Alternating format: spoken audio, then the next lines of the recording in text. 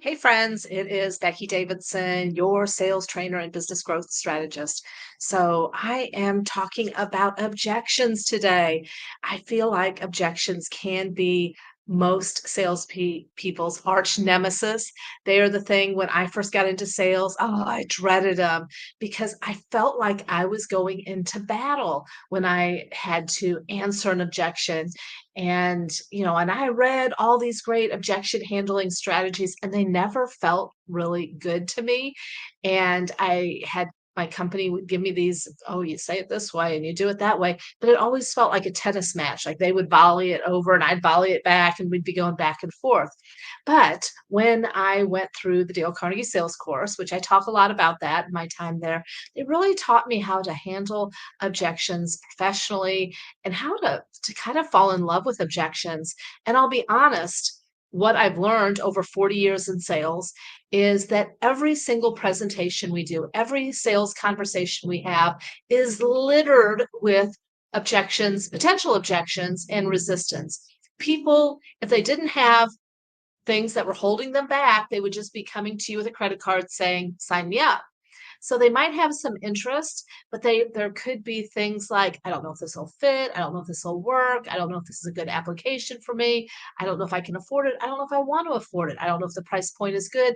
I don't know if this is the best program out there. They have all these concerns. I turned objections into concerns because I felt like objections were impenetrable. You couldn't correct them, you couldn't fix them. But concerns, everybody has concerns. And so once I changed that language in my head when someone would come up with like, "Well, it's too much money." "Hey, I understand your concern. That is a concern. It's not a stop sign, it's a road sign." And so when I started really embracing that, things change for me because you will get objections throughout the entire presentation. So I want to give you some how to handle objections, how to eliminate objections, how to have a resistance-free presentation. Wouldn't that be nice to go through a presentation and it just feels good? Well, there's some things that you can do to make sure that happens. Let's pull up my screen. So getting to yes, turning your objections into your superpower. Well, first, let me introduce myself. Of course, my name is Becky Davidson. I have spent my entire life in sales, 200,000 and 20,000. Oh my gosh, 200,000. I've made over 200,000 prospecting attempts. I've reached out to over 200,000 people to book appointments or to have conversations. You can imagine I've had a few objections in there, probably at least 20,000 objections in there. Hey, I don't need it. I don't want it. I'm using someone. It doesn't fit. I've tried it. It doesn't work. I've heard them all. And really, quite honestly, there's typically just a handful of objections. Of course, the money objection is probably the number one. Timing objection is a big one. I don't know how it doesn't fit. It's not the right application is one. I'm using a competitor is one. No need. I mean, that sometimes can be a difficult one. But hey, you get those same four, five, six objections over and over again. So, you know what? You better get really good at knowing how to master those objections. So, why you want to become a master at objections? Because it's part of the sales process. It is a very important. Handling concerns is a very valid part of the sales process. They are just part of it. They will cost you thousands and thousands of dollars if you do not learn how to embrace objections and how to dance with those objections. If you don't handle objections, it will build resistance. It will build frustration inside you. So what we want to do when you become a master of objections, you will have a resistance-free sales conversation, and that's what we want to help you is to have that flow where it just moves effortlessly. It will build confidence, it builds sales posture because you feel confident answering those concerns that they have. And you don't want to run, you don't want to argue, which I feel like that's probably what I did when I first got into it. Okay, well, if anything changes, let me know. I would run at the first sign of an objection, or I felt like I was arguing with them. Neither one of those worked really well for me, and I'm sure that doesn't work well for you either. Uh, so don't believe it will bring value, validate social proof and stories. So objections, sometimes they don't believe It's going to be valuable. So one of the things you want to do is be able to validate social proof and stories. So consider your whole sales conversation an objection handling proposition throughout the whole thing. As you're validating and sharing social proof and stories, you're handling objections in advance. And that's the, in my opinion, the best way to handle objections is before you ever get them. And when you do that really well, you become a trusted problem solver for your client. I want you to think about getting on their side of the table and helping them with solutions. It's natural for them to have some concerns, some things that are holding them back. So we need to get on their side of the table, see it through their lens and help them solve that problem. Help them, I used to say we have to help them figure it out. Sometimes it might be, well, my wife, I don't think my wife or partner would agree to it. So how can we help them figure it out? How can we help present it to their wife and partner so that we can get them on board? So being that problem solver for them. They are there whether you communicate through them or not. Yes, the objections are definitely there whether you communicate through them or not. Hey, the worst objection, in my opinion, is the one they don't even tell you they have, because those are the ones that go, okay, thanks so much. I'll think about it. And then they ghost you. They had an objection, they had a concern, they just didn't feel confident in telling you. So, guess what? You can't answer something, you can't wrangle something that you don't know exists. So, objections, how to turn objections into your superpower. And again, they are concerns. And so, what we're going to do is first off, we have to learn how to identify objections or concerns. And quite honestly, if you are with a company for any length of time, you know that you have some built in objections or concerns. Maybe it's timing, maybe it's money, maybe there's a certain application of your business that some people just don't like, and you get it over and over and over again. Maybe it doesn't, hit a certain range or whatever. So if you know you have it, don't wait for them to bring it up. Work that into your presentation. Um, Stop creating objections, words that sell and words that repel. I do find that sometimes people lead them into the objections by using words that repel people, that set people up to go, oh no, thanks, I'm really not interested. So be really careful of the words you use. I have a whole training, magic words and power phrases, to keep you saying the right words. So you have to know why we have to learn how to handle objections. If you don't get really good at handling objections, they're going to be there, they're not going to go away, and it will definitely affect your close rate. How to turn them into reasons for instead of roadblocks. So how to, when you answer it, it becomes a reason to buy because you've solved it, you've eliminated that concern. Maybe they've talked to other companies and they haven't done that, so you have given them a reason to buy from you.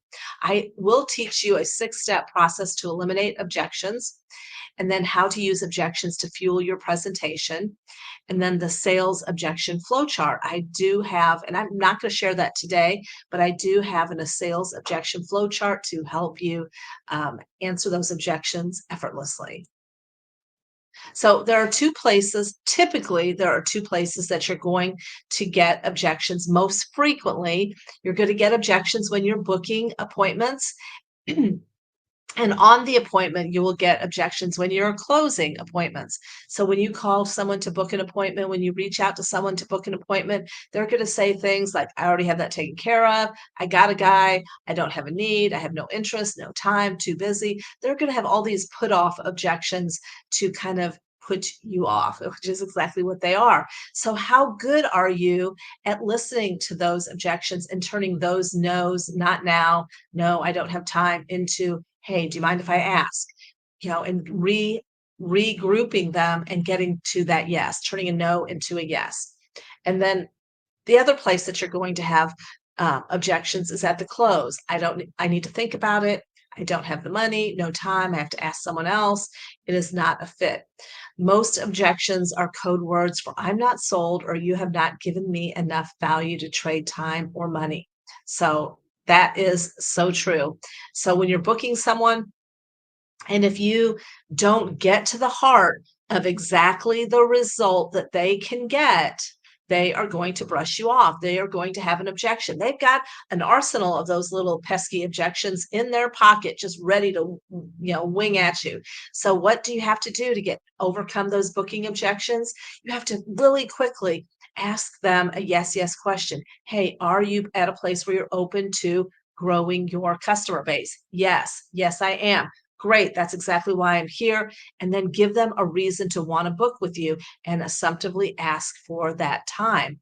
Yeah, but I'm not going to assumptively ask for that time until I qualify them. You qualify them by saying, are you at a place where you are open to whatever? Are you at a place where you're open to improving your health, lowering your cholesterol, um, growing your customer base, getting more customers, growing revenue, whatever that is, ask that question.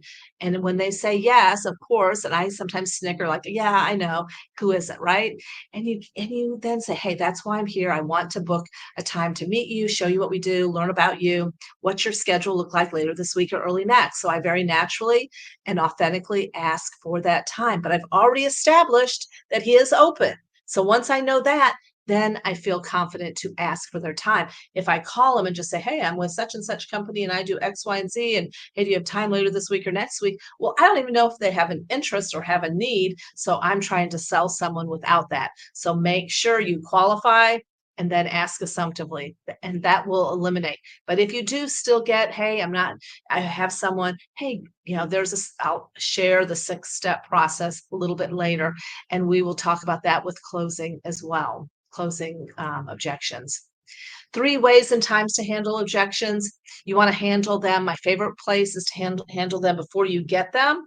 I mean, if you know you get the same objection, why not handle it and make it part of your presentation? Make sure you have testimonials and social proof to talk about and that to help answer that objection, maybe testimonials when you get it. So, hey, if people are feeling a little resistant, or even if you're sharing things about a product, you can say, does that make sense? What do you think of that? Would that be of value? So I'm asking questions to smoke out the answer, to smoke out, hey, do they like it? Does this feel good? If you just talk, talk, talk, present, present, present, and get to the end, and now you're trying to close them, well, I didn't smoke out any objections during the meat of the presentation. So now I'm going to get them at the end. The worst time to answer objections is at the end.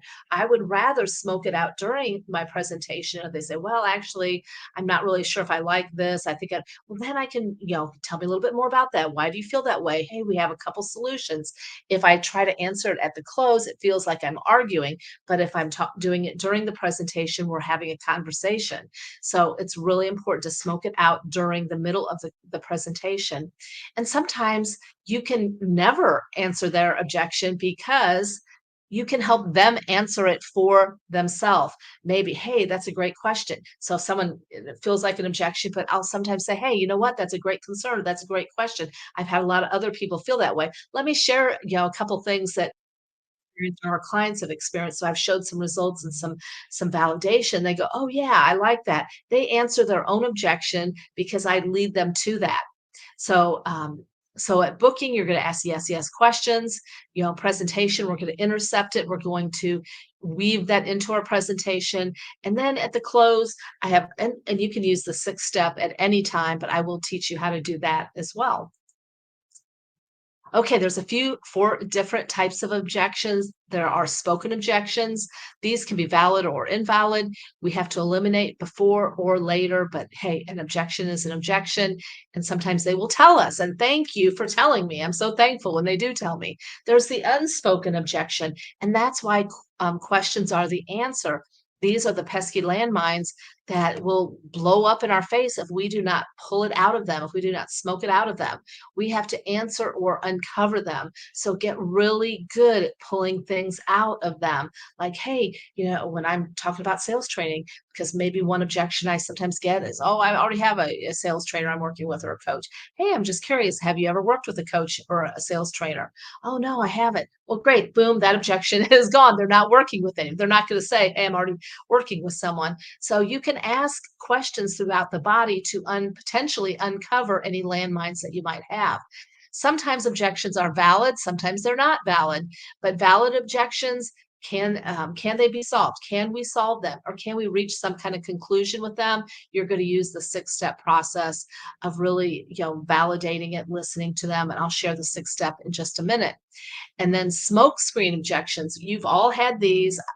A lot of times people give this at the end of the presentation, and these really aren't the valid objections. A lot of times that's money. Oh no, I don't have the money, or I don't have time. I mean, everyone can find the money and find the time if they want it badly enough. That's a smokescreen objection. They're using that because they just don't feel like they want it badly enough. They're not sold. So when I'm not sold, I'm going to use a smokescreen objection because I don't want to get into it. So I'm gonna like, oh, I just don't have time, or I don't have the money, or I'm just not interested right now. They're going to use something that really is an alibi for I'm not sold.